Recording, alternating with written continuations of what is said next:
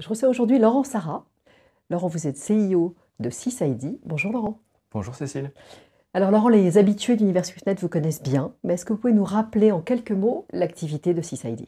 Bien entendu Cécile. Donc 6ID est une plateforme qui a été créée avec la collaboration de trésoriers et de directeurs financiers, ce qui nous a permis de mettre à disposition des entreprises aujourd'hui un outil simple et efficace pour les aider à lutter contre la fraude au virement bancaire et à l'usurpation d'identité. Donc sur la base de coordonnées bancaires d'une société et de son identité, son numéro ou son nom, eh bien, en cliquant sur un bouton, on a « Oui, je peux payer » ou « Non, il ne faut pas payer ». Cet outil est disponible au travers d'une interface web simple, mais aussi on l'a mis à disposition de nos clients au travers de connecteurs des principaux ERP et TMS pour qu'ils aient aujourd'hui la valeur ajoutée de la plateforme directement dans les outils qu'ils utilisent au quotidien. Et cette certification est disponible dans 32 pays environ. Avec le confinement, la pandémie, il y a eu une énorme recrudescence des fraudes. Alors qu'est-ce que vous pouvez conseiller aux entreprises pour s'en protéger? Alors Cécile, avant les conseils, je voudrais partager avec vous quelques constats qu'on a pu faire pendant cette crise sanitaire. Le premier constat, c'est que les entreprises ont été fortement affaiblies dans leur process de lutte contre la fraude, qui repose aujourd'hui essentiellement sur des moyens humains et la communication presque physique entre les gens. Le télétravail et le confinement ont fait que voilà, cette fluidité qu'ils trouvaient avant dans la relation humaine, ils ne la trouvent plus et qu'il y a des tentatives de fraude qu'on a vu passer plus facilement. La deuxième chose qu'on a constatée, c'est une agilité incroyable des fraudeurs. Ils ont su très très vite s'adapter au contexte de la crise sanitaire en ciblant des secteurs qui étaient sous pression, en particulier le médico-social, en profitant aussi des entreprises et des besoins qu'elles avaient, un besoin de se procurer des masques, de se procurer du gel hydroalcoolique. Et donc là, c'est vous me payez maintenant, sinon vos masques, je vais les vendre ailleurs. Et on a vu que dans l'urgence, il y a quand même quelques entreprises qui ont fait fi de toute prudence. Donc ça, c'est ce qu'on a constaté. Et ensuite, ce que je considère moi comme beaucoup plus inquiétant, c'est que la fraude au virement, par nature, ce qu'on constate aujourd'hui, c'est de l'ingénierie sociale.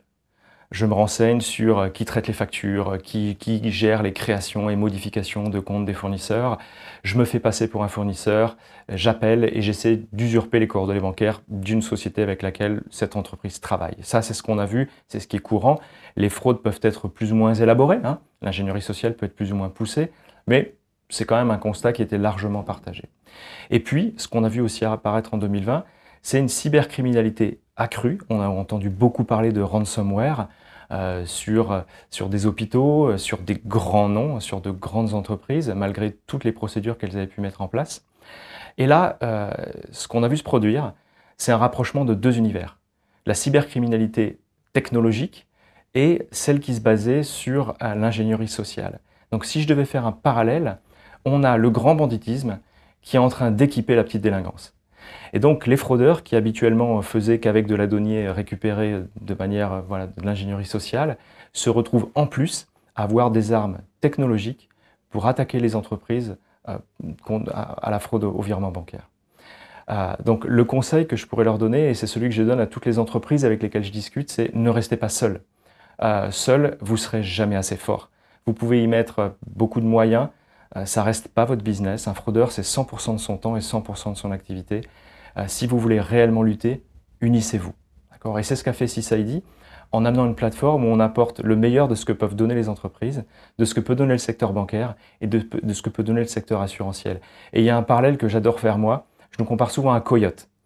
Coyote a créé la communauté des conducteurs avertis au danger de la route. Nous, on a créé la communauté des directeurs financiers sensibilisés au danger de la fraude au faux virement et pour les en protéger. Donc mon message, il est clair et limpide, unissez-vous. Tout seul, vous n'y arriverez pas.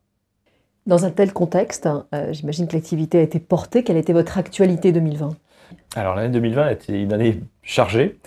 On a eu la chance de ne pas trop souffrir, nous, de la crise sanitaire dans notre activité. On a vu de grands noms nous rejoindre, je pense à Orange, à L'Oréal, à Unibail-Rodamco, qui ont rejoint la communauté 6ID.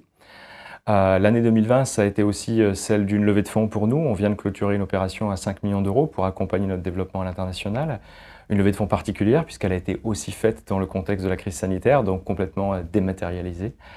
Notre activité n'a pas cessé. On a scoré en 2020 autour de 8 millions de transactions. On est aujourd'hui sur environ 350 000 coordonnées bancaires qui sont validées sur la plateforme tous les mois. Donc une actualité très chargée pour CISID. Vous avez une idée des fraudes qui ont été évitées grâce à vous? Alors, nous sommes en train de compiler l'année 2020. On est encore au premier trimestre.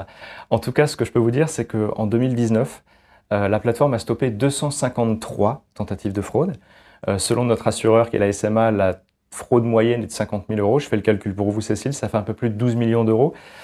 Et je crois que je ne risquerai pas grand-chose en pariant que sur l'année 2020, on devrait facilement être au double de tout ça.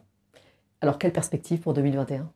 Alors, 2021, ce sera l'année de l'internationalisation pour CISID. Nos clients nous poussent à aller à l'international. Pourquoi? Parce que cette communauté qu'on a déjà créée en France avec des entreprises françaises, nous voulons l'élargir au-delà des frontières.